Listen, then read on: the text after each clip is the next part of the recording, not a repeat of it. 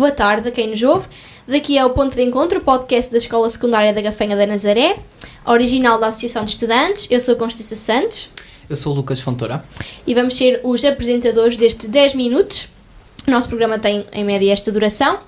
É o primeiro episódio que estamos a gravar aqui nos estúdios da rádio. É verdade, fizeram-nos o convite para virmos para cá e nós decidimos aceitar o desafio. Com todo o gosto.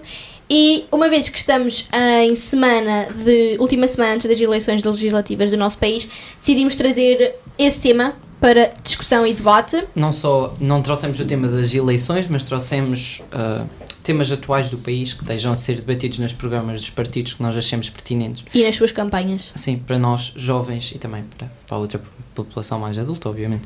Os temas que vamos abordar hoje serão a imigração, a crise na habitação, inflação, reformulação na educação, que é um tema que nos toca especialmente a nós, saúde, corrupção e energias renováveis, que é um tema mais atual, que nós temos vindo a discutir também nas escolas. E temos dois convidados muito especiais para nós. Querem se apresentar? Olá, eu sou o Guilherme Gomes, sou do 12º ano. Olá, sou o João Senhudo e sou aluno do 11º ano. E pronto, e vamos então ter aqui uma conversa descontraída, em forma de debate, sobre estes temas. Vamos começar com o quê? Lucas, dás-te o pontapé de saída? Com a crise na habitação.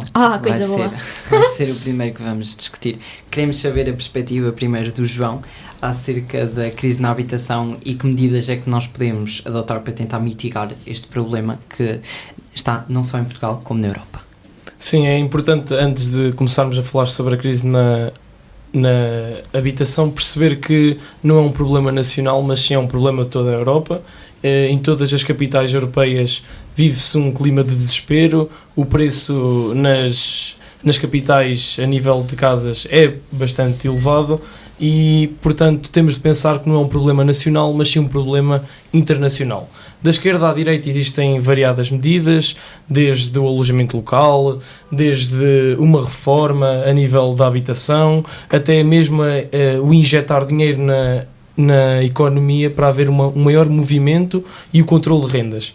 Eu acredito que, e no meu ponto de vista, uma das melhores maneiras de controlar a habitação e de tornar a habitação mais facilitada para os jovens hoje em dia é, primeiro de tudo, existir uma reformulação naquilo que é as rendas. Isto é, nos anos de maior inflação é necessário haver um aumento dos salários para os salários conseguirem fazer face ao aumento das rendas.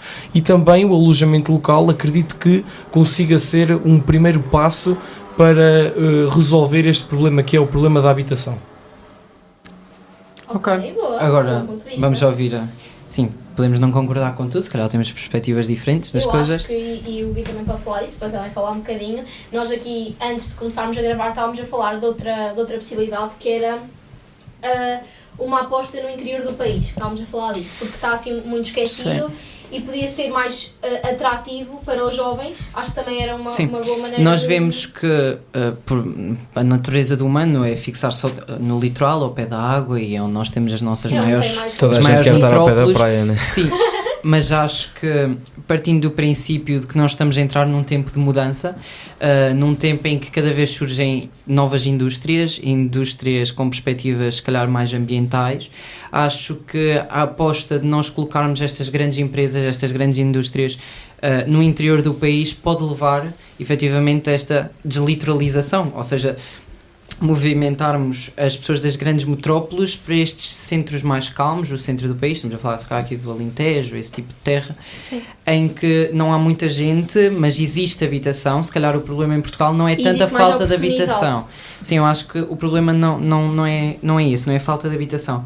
Eu acho é que as pessoas, se calhar não há habitação nas grandes metrópoles, há falta, mas se nós formos para o centro do país há habitação com certeza. Sim, eu acho que há mais não faltam estaria mal distribuída pelo país, está mais focada nas metrópoles e não no resto do país. E também podemos ver, não é, um grande problema que o mundo inteiro está a lidar é a quantidade de pessoas que temos no mundo. Já foi falado a níveis ambientais e a níveis económicos, que somos demasiadas pessoas para o mundo, como se costuma dizer, e isso acaba por também ter o seu impacto na habitação. Portanto, temos de começar a tentar... E não só, exato, e não só, em vários setores. Então convém começarmos a tentar reaproveitar esse terreno mais interior, porque não pode estar todo focado no litoral. Claro. E não, o problema a crise na habitação, não é? Estas novas políticas na habitação não provêm só da falta de habitação e dos problemas relacionados com ela, vem também da inflação, ou seja, da desvalorização da moeda, das taxas que nós temos vindo a crescer, do BCE e etc. E também é importante, se calhar, sabermos a vossa perspectiva acerca disso. Que medidas é que nós podemos dar para mitigar a inflação, pelo menos tentar combatê-la, não é? Nós não a conseguimos erradicar assim de repente, mas pelo menos tentar baixar estas taxas de juros, etc., dos empréstimos. Vemos muita gente aflita com os empréstimos das casas. Sim, claro, é uma realidade que praticamente todos os portugueses têm de lidar com isso, porque especialmente na habitação, como já falámos, os preços das casas e de apartamentos vieram a disparar completamente e os salários mínimos quase que se mantiveram, claro. Subiram minimamente. Eu acho que algo que pode ajudar nisto são incentivos para as pessoas e reduzir alguns subsídios, porque Portugal também acaba por lidar com muitas pessoas que vivem um bocado à base de subsídios. E também temos uma taxa de impostos exageradamente alta, mesmo comparando a outros países da Europa, o que acaba por completamente destruir qualquer oportunidade que um português que trabalhe tem de subir na vida, de comprar uma habitação. Claro. Sim. E tu, João, o que é que... Assim, olhar para a inflação é um mecanismo do Banco Central Europeu que, quando se dá uma guerra, como é o nosso caso, quando se dá uma pandemia, o Banco Central Europeu aumenta as taxas de juros, tornando assim a contratação de empréstimo mais complicada junto das entidades bancárias, havendo assim um menor consumo e uma maior poupança. É uma das estratégias do Banco Central Europeu para tentar combater a inflação. A inflação que Portugal neste momento vive é uma inflação trotante, cerca de 1,5%, e é aí que entra, portanto, uma das medidas para a habitação, que é a tal, o controle das rendas, ou seja, quando a inflação... Um teto máximo nas rendas. Não é um controle das rendas, um montante máximo, pois isso iria estagnar a economia. Claro, tu quando limitas o produto de um telemóvel, de uma mesa, estás a limitar aquele produto àquele preço, ou seja, não existe uma perspectiva de evolução para a empresa. Mas essa delimitação, na minha opinião, nós estabelecermos um teto máximo para as rendas e eventualmente quando estas taxas vierem a descer, Euribor e etc, talvez estas rendas também baixem, ou seja, não vão estar ali presas no teto máximo, elas vão voltar a descer e eventualmente vai haver um fluxo normal na economia, digo eu. Certo, mas o problema do controle e de haver um montante máximo para um determinado produto é mais uma vez o estagnar a economia. Portugal já viveu em 2011 um período muito difícil, onde não podíamos estar junto dos mercados europeus, e Portugal viveu mesmo um período muito complicado, e não acho que a solução seja neste momento essa. Olhando aqui para o que o Guilherme disse acerca dos subsídios, é importante nós termos noção de uma coisa.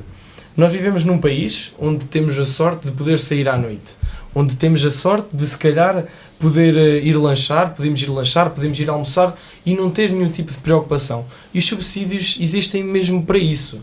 Ou seja, existem pessoas que não têm capacidades de trabalhar, que vieram de outro país e ainda não se conseguiram integrar e necessitam desses subsídios para, numa primeira instância, conseguirem se instalar, conseguirem se alimentar, porque se não houver esse tipo de subsídios, o final é sabido. É o crime, é o aumento da taxa de criminalidade, é o aumento da violência em Portugal, e sendo nós, Portugal, um país conhecido pelos tais subsídios, mas somos um país também conhecido pela segurança. Mas também deveríamos ser conhecidos por um maior controle. Eu não sou contra os subsídios, já acho que... Uma maior fiscalização.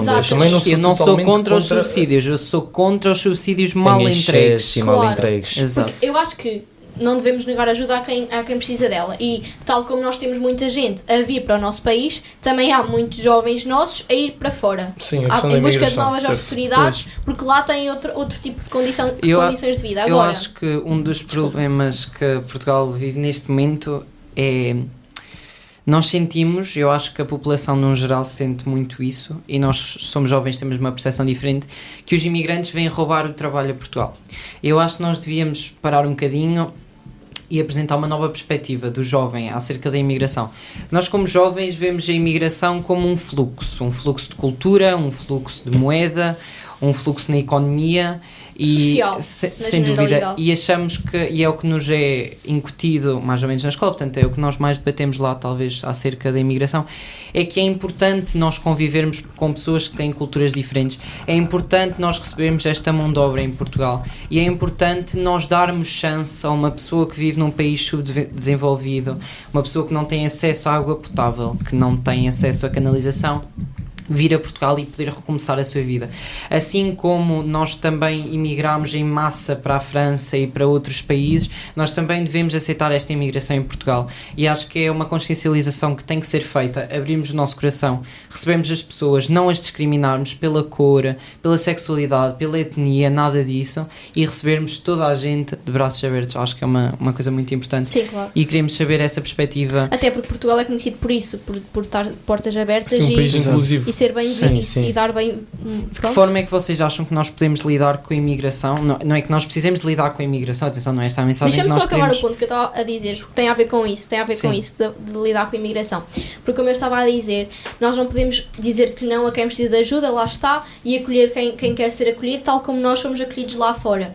Agora, não pode haver um abuso desta ajuda que se dá às pessoas, porque, por exemplo, deveria haver ajuda financeira, claro, tal como estávamos a falar dos subsídios, mas, por exemplo, se houvesse formações de 3 meses para que as pessoas pudessem aprender a falar português, por exemplo, ou poderem ingressar numa área que gostassem e serem mais especializadas nisso para que o arranjo do emprego fosse mais facilitado e mais rápido, para que esses tais subsídios começassem a diminuir aos poucos, criava uma certa independência mais rápida desses imigrantes, porque o que acontece é que eles estão anos, se der, a viver à base desses subsídios, não há uma evolução do papel deles na sociedade, nem um contributo, ou seja, e é aí que as pessoas se sentem revoltadas porque o seu trabalho está a ser a mais, exatamente, menosprezado mas eu para acho outros. que E acabamos por voltar a recair também no assunto da não fiscalização,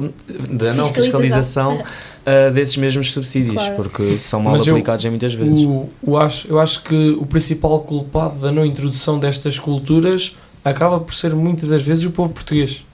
Sim, eu acho isto principalmente em áreas em que as pessoas portuguesas já não querem trabalhar. Falo da área da agricultura, por exemplo, olhando aqui para a nossa região, para a empresa da Friopesca, no tratamento das ervilhas, no tratamento dos vegetais, o povo português já não quer trabalhar nesse tipo de áreas. E as pessoas que vêm para cá de fora, de países subdesenvolvidos, vêm trabalhar para esse tipo de áreas e muitas das vezes não são criadas condições para estas pessoas terem uma condição de vida minimamente aceitável. Apesar de ser superior à condição que tinham delas no país, na Índia, no Paquistão, acaba por não ser razoável e acaba muitas das vezes, por exemplo, a dar pena de ver pessoas a viver naquele tipo de condições. No que tu estás a dizer, nós com este problema que nós temos que estavas a falar da agricultura e dos imigrantes virem principalmente é uma dos sítios para onde eles mais vão, nós acho que depois incorremos aqui um bocadinho numa descentralização forçada, não uma descentralização que seja benéfica para nós, porque nós não estamos a deslocar massas das metrópoles para o interior, mas estamos a transportar massas de fora para o interior, que estão a ocupar a habitação que nós iríamos utilizar para a descentralização. Isto é um problema que nós também temos que lidar, mas eu acredito que o controlo na imigração, etc., não passa por fechar as fronteiras, não passa por dizer que não podem entrar, não passa por aí. Acho que passa efetivamente por acolhermos, aceitarmos, ensinarmos e darmos esta perspectiva de futuro melhor. Eu apoio a acolhermos as pessoas que vêm de fora, claro, mas acho que Portugal devia ter uma visão um bocado como, por exemplo, os Estados Unidos, em que acolhemos, sim, mas tem um certo período em que recebem subsídios. Em que se podem provar úteis. Claro, para a economia portuguesa. Exato. Porque era mais temos aspecto que eu estava temos diversos imigrantes que trabalham e contribuem e que pagam os seus impostos e claro que esses imigrantes não deviam ser postos fora do país, são cidadãos como todos os outros portugueses. Mas também é um facto que temos muitos imigrantes que chegam a Portugal sem qualquer tipo de documentação e que chegam a Portugal e acabam por não estarem a contribuir para a economia portuguesa. Sim. E eu acho que é mais esse tipo lá está, encostam-se a esses subsídios. Claro, eu acho que é aí que deve haver uma maior fiscalização e que esse tipo de imigrantes, aí sim deveria ser tomada alguma medida, não nos imigrantes como no geral, mas sim. Até porque Portugal é um país relativamente pequeno, não podemos estar a acolher milhões de imigrantes. Porque não Portugal há espaço para toda a gente, é literalmente... Não há espaço para toda a gente. Portugal é se calhar esta porta de entrada para a Europa e nós até somos um país que é conhecido pelo fácil entrar em Portugal, etc. Se calhar depois as pessoas podem, com mais intenções, utilizar Portugal como um ponto de partida para depois entrar na Europa e se instalar.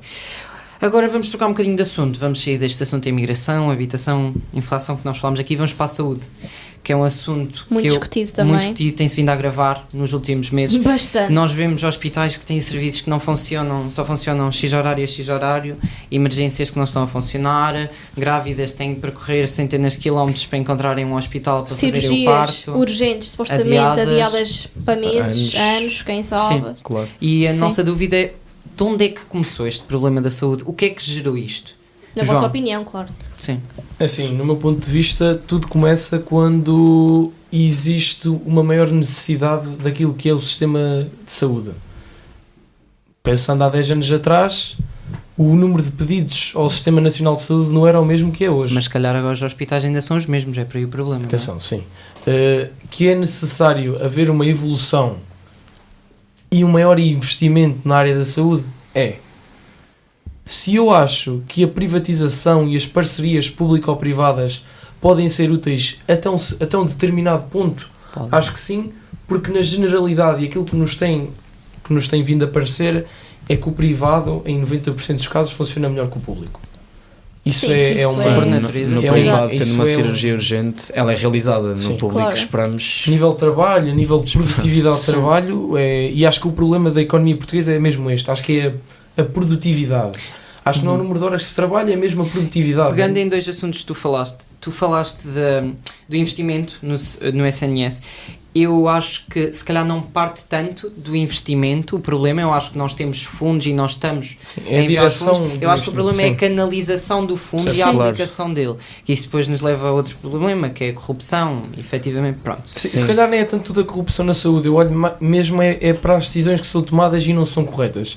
Para nós termos noção, foi feito que também se parte do princípio que pode ser corrupção. Sim, pode ser corrupção. Pode ser mesmo erros do ser humano a nível de decisão, de pessoas que têm de decidir decisões. Não é? Mas como um estudo feito pela União Europeia, a área da saúde é que mais gasta em Portugal e é onde o dinheiro não é bem canalizado, exatamente. Claro. Ou seja, se calhar uma reformulação de pensamento, até mesmo no outro dia vi uma ideia muito interessante, que era deixarmos de acreditar que é preciso um ministro da saúde e comprarmos uma equipa, fornecermos 100 milhões a uma equipa e esta equipa, o melhor empresário, a melhor pessoa a reconhecer a saúde, os tipos de serviços necessários e tentar que esta equipa conseguisse ordenar e controlar aquilo que é o Sistema Nacional de Saúde. Uma ideia um bocadinho liberal. Pois, provavelmente. Não é uma muito, ideia que iria exigir um grande esforço financeiro. Provavelmente. Uma ideia que se corresse mal iria provavelmente trazer a queda de um governo. Iria provavelmente. Só que muitos políticos neste país têm ficado apenas pelo nome e é necessário tomar medidas, é necessário haver uma reação e se ninguém tentar fazer nada não vamos sair daquilo que o ponto onde estamos agora. O problema que nós temos neste momento é que nós temos uma classe trabalhadora médica que está descontente com os sindicatos. Enfermagem, auxiliares, neste momento tudo o que trabalha dentro de um hospital. E até no setor público como no geral. Sim, a nível de polícia, há professores, vemos um descontentamento geral pelo setor público. Insatisfação com o sindicato, com o ministro do setor em que eles trabalham. E uma certa saturação também. Claro, e depois quando nós temos esta classe trabalhadora que não se revê até nos ideais que os patrões, entre aspas, comunicam, eles não estão motivados para trabalhar. É natural que nós não temos um rendimento muito bom do SNS quando nós temos pessoas que têm carreiras congeladas, que não recebem o que merecem. O que é que achas dos 4 dias de trabalho? Não vou discutir isso aqui. Não, acho que é assim, eu acho que é uma medida um bocadinho utópica, porque os 4 dias de trabalho são... Como é que eu hei de explicar? Nós estamos a tentar diminuir... Nós já temos um mau rendimento com 7 dias. Iria diminuir com 6 dias, vá. Mais. E se nós diminuirmos isto, eu não acho que passa por aí o aumento do rendimento. Eu tendo a discordar, porque eu acho que o principal problema do povo português e da economia portuguesa é o número de horas que se trabalha. Eu acho que trabalhamos horas a mais, sim. Para mas aquilo acho que produzimos é excessivo aquilo que trabalhamos. Mas será que, como tu já incutiste esta realidade às pessoas de que elas trabalham 6 dias por semana, X horas, se tu diminuires estes dias e mantiveres o salário, eu acredito que o trabalho que elas vão fazer é o mesmo. Elas não vão ter um boost de produtividade, não vão ter um maior rendimento. Eu acho que elas vão... Eu estou a receber o mesmo salário, ou seja... mas estou a trabalhar menos. Mas acho que este trabalhar menos não se vai refletir no rendimento, acho que não passa por aí. Pois, aí temos opiniões diferentes, mas é normal é e é tranquilo. importante tentarmos Sim, convergir. claro. Atenção. Ok. E o descontentamento também acaba por recair de novo nos baixos salários que existem em Portugal, porque uma Sim. pessoa, mesmo nesses setores públicos especialmente, trabalha e acaba por vir com E não uma vê miséria de progressões na ordenado. carreira, ou Sim. seja, não Claro, vão para os está- turnos está E há estagnado. Sim. sempre a comparação com o setor privado. Porque Há tem- sempre a opção, porque é que eu não fui para o privado? Claro. Porque O é que eu não setor estou no privado tem privado? outras regalias, tem um horário mais flexível, Sim. tem salários melhores. A Claro que tudo fazerem o apela.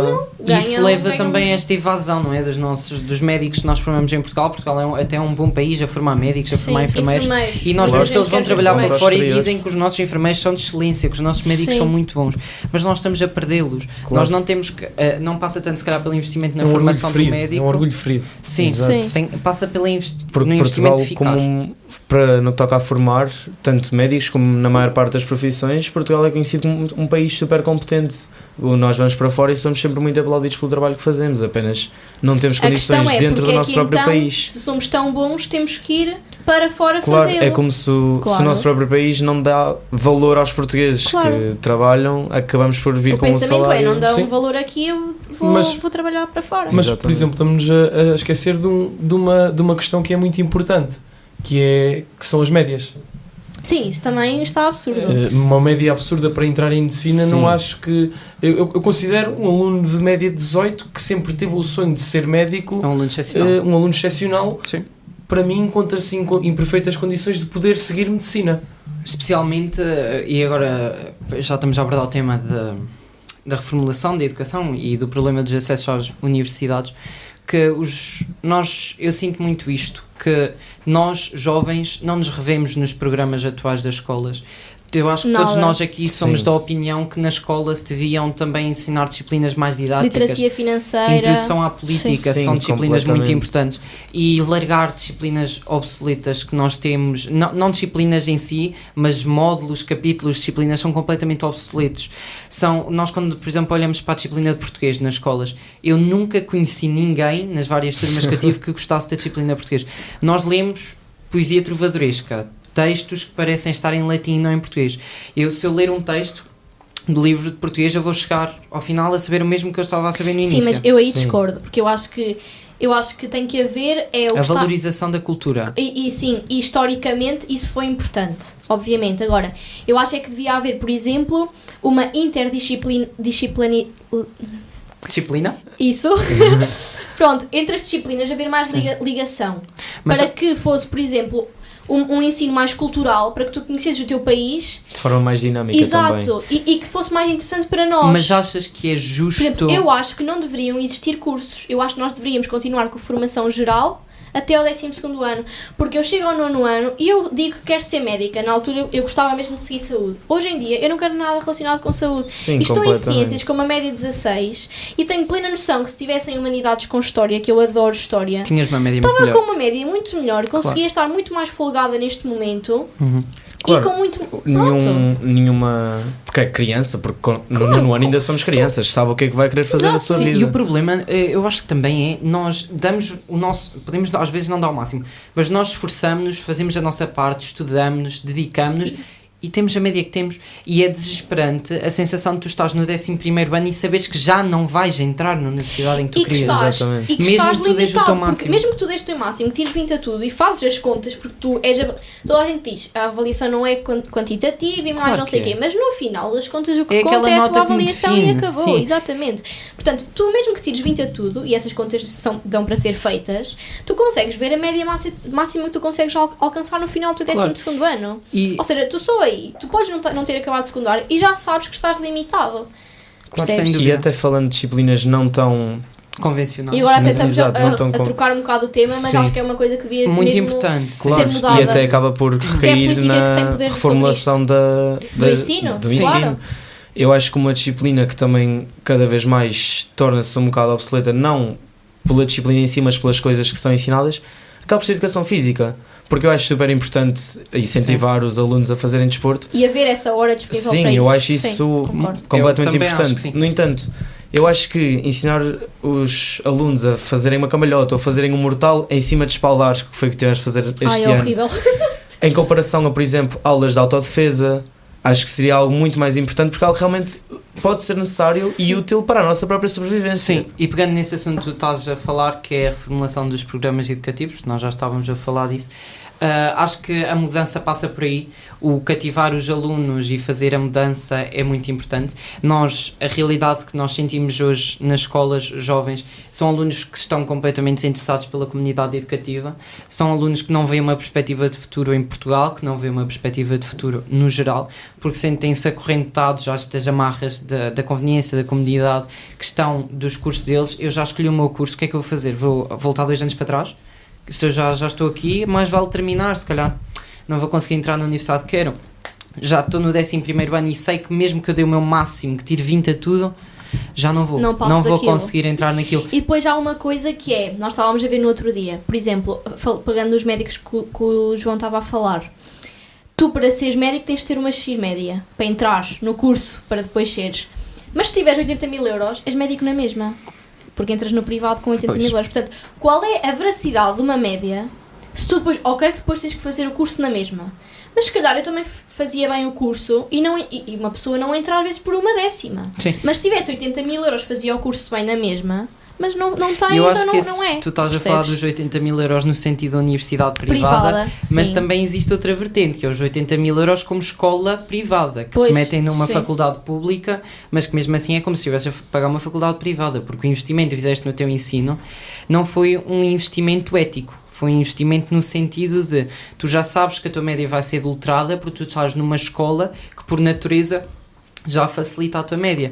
E nós temos testemunhos de pessoas que conhecemos que andaram em escolas privadas e que diziam mesmo que as escolas desvalorizavam as disciplinas como filosofia, inglês, educação física e davam notas, a expressão é esta, davam notas, enquanto nós temos que lutar para ter 17, 16, 18, eles com pouco esforço obtinham 18 e 19, etc. Mas depois focavam-se excentricamente nas disciplinas de exame, porque obviamente que depois quando o colégio vai a escrutínio nacional num exame, é natural que não possam parecer mal, ou seja, eles têm todos 19 a filosofia, era o que faltava agora ir para o exame de matemática e terem 12.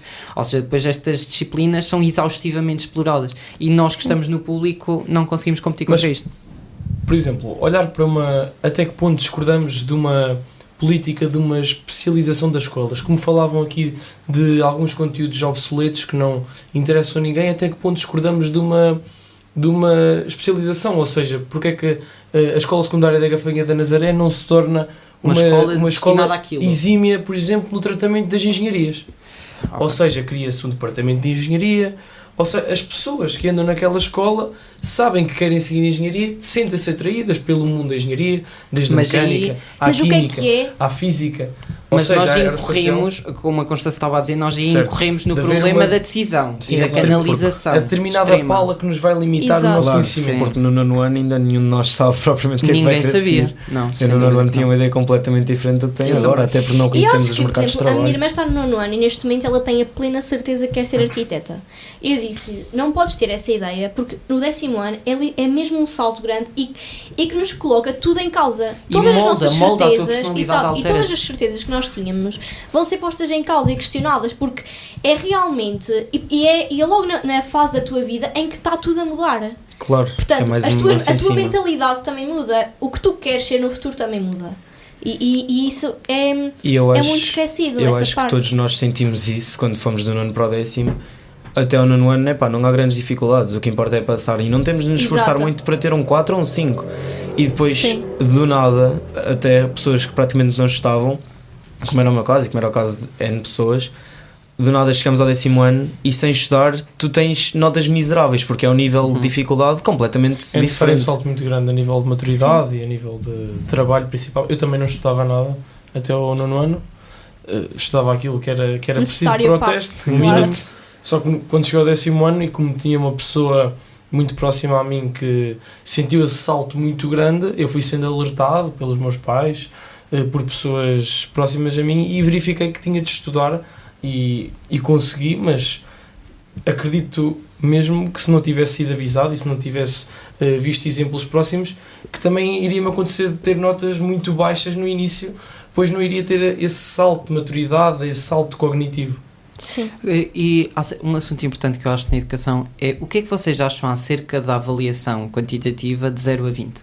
Vocês acham que a avaliação nas nossas escolas é pertinente nos dias de hoje? Eu, no outro dia, também vi uma alusão a isso, que era as escolas portuguesas funcionam da mesma forma que avaliares um peixe pela habilidade de nadar e um macaco pela habilidade de nadar. Ou seja, um peixe a trepar não será tão bom como um macaco, em princípio. Claro. Mas eu acho que nós, a canalizarmos essas pessoas todas para os mesmos cursos, tipo rebanhos, entrarem, têm 3 entradas. Ou é esta, ou é aquela, ou é aquela. Eu acho que estamos também a desaproveitar os talentos, não acho? Mas a especialização que eu falava entrou um bocadinho neste aspecto.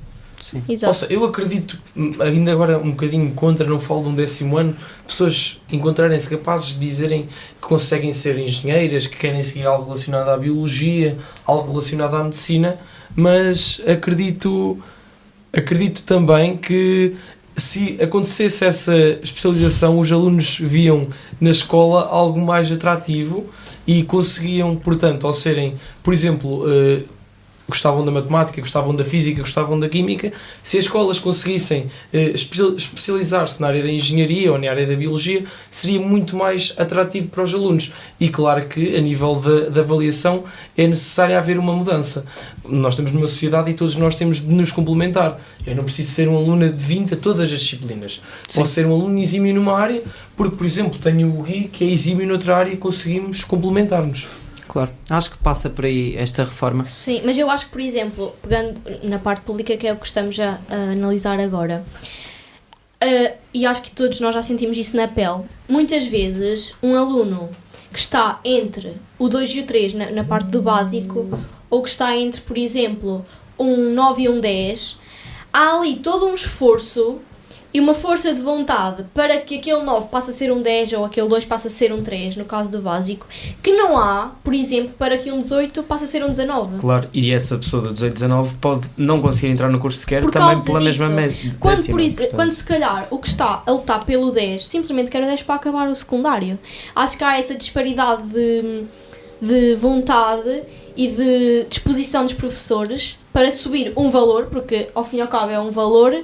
Só que do 9 para o 10 vai fazer diferença, porque vai dar a positiva a um aluno, e do 18 para o 19, na cabeça dos professores, um 18 e um 19 vai dar a mesma coisa, mas na cabeça do aluno pode não ser isso. Claro. E acho que nós já sentimos todos isso na pele, e lá está, a forma como somos avaliados é que obriga a isso. Sim. Sim, olhar, por exemplo, só porque eu ainda hoje fiz a inscrição para os exames e, tendo a ambição de entrar em Engenharia Aeroespacial, olho para a média em Portugal, uma média elevada e que dificilmente, só se eu tiver notas mesmo muito grandes no 12º ano, vou conseguir entrar.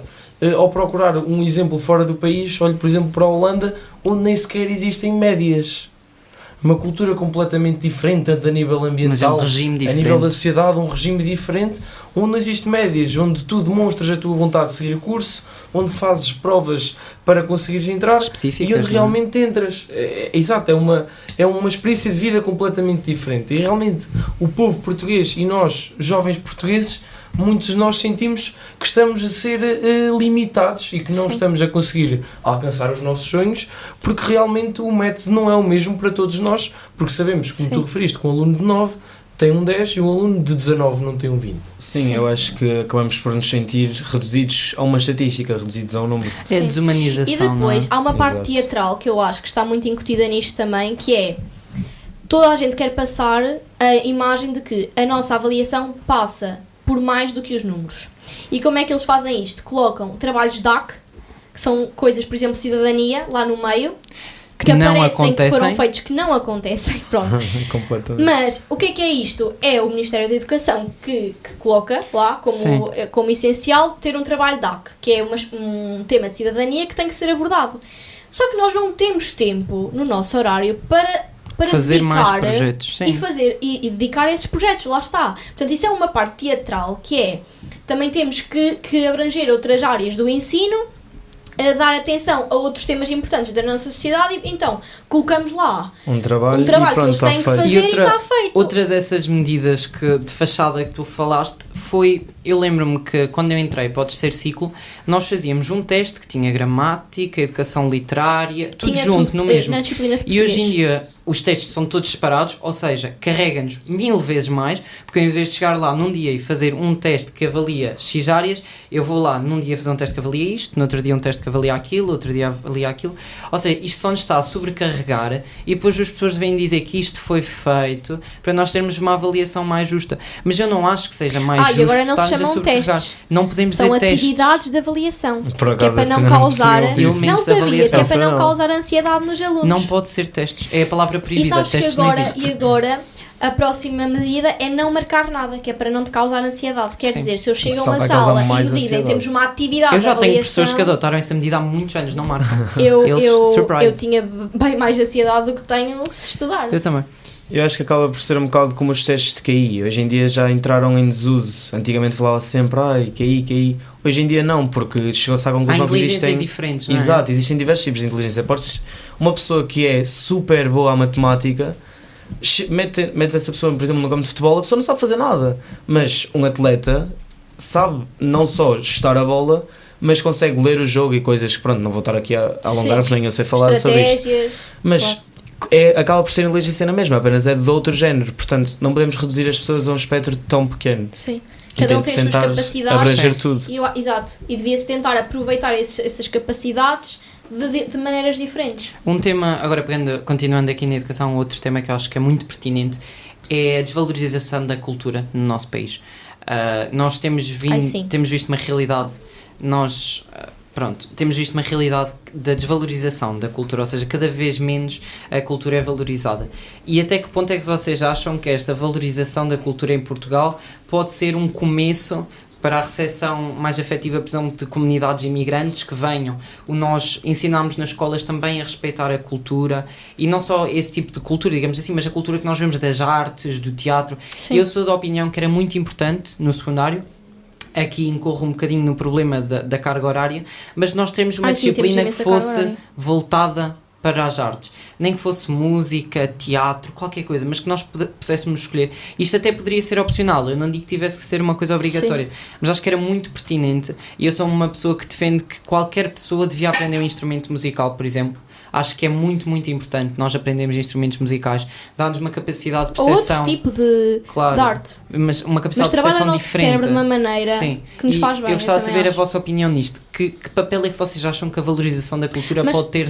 Só antes de passarmos para isso, Sim. eu acho que essa parte do opcional só poderia ser opcional se houvesse uma redução da carga horária. Porque se tu tens uma carga horária, por exemplo, no 11º ano, sem nenhumas tardes livres, a sair às 5 da tarde, 6 da tarde... Quer dizer, tu, se tiveres a opção de ter menos uma hora, tu vais escolher essa opção. Mas se reparares, a única opção viável, pelo menos que nós temos aqui neste momento, não passa pela descida da carga horária, passa por ir para um conservatório de música que te vai aumentar a carga horária mais não sei quantas horas por semana. Eu acho que em relação à cultura, acho que, pegando na disciplina de História e Geografia de Portugal, eu acho que o passado português é muito escondido na disciplina. Sim, falo, concordo. por exemplo, da questão dos escravos. Raramente é um assunto abordado, parece que é um tabu mesmo na sociedade portuguesa e parece que temos medo de esconder o passado. Claro que não devemos ser julgados por esse passado, porque eram mentalidades diferentes, não são atitudes que são desculpadas, não estou a dizer isso, mas é um passado que temos de reconhecer e temos de ficar orgulhosos até um determinado ponto de esse ter acontecido. Isso entra na questão da valorização da cultura. Dos alunos provenientes de outros países reconhecerem o passado português. Os descobrimentos, a questão dos escravos. Sim, mas eu acho que é importante não só eles que vêm reconhecerem o nosso, mas como nós reconhecermos o deles. Claro. Eu acho que a aceitação tem que ser mútua. E mútua, aceitação mútua, sim, muito importante. Olhando a questão do instrumento musical, como tu falaste, não é só a nível do instrumento musical. Olhe, por exemplo, para o desporto, para o futebol, para o voleibol, para o basquetebol.